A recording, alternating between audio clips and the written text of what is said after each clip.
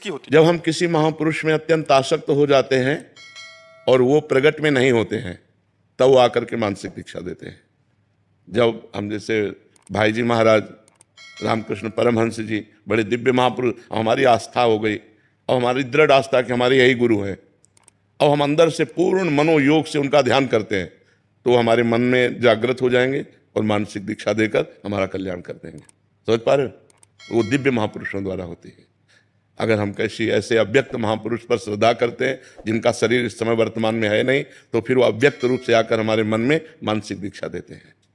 कैसे समझे कि मतलब दीक्षा वो तो ऐसे होगी जैसे हम आपको दे रहे हैं, ऐसे थोड़ी होगी कि कोई भ्रमात्मक हो। स्पष्ट आपको प्रतीत होगा हमारे गुरुदेव हमारे सामने आए, हमको मंत्र दिए, हमको ऐसा कि पूरा अनुभव होगा। वो किसी समझने की जरूरत थोड़ी, वो तो जैसे हम आप बात कर रहे हैं ऐसे बात होगी। पर इतनी क्षमता आ जाए कि हम अव्यक्त महापुरुष को व्यक्त कर लें अपने मन में, इसके लिए भी तो भजन और भाव चाहिए। राधे राधे महाराज जी। महाराज जी, आप बोलते हैं कि नाम जप से गुरु की प्राप्ति होती है, तो क्या गुरु की प्राप्ति होने पर हमारा जो पहले नाम जप किया है वो गुरु की प्राप्ति में भजन खर्च हो जाता है?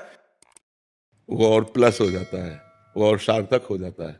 जब हम ऐसे नाम जप करते हैं तो हमें सदगुरुदेव मिलते हैं, जो सदगुरुदेव प्रदत्त नाम जप करते हैं तब इष्ट देव मिलते हैं।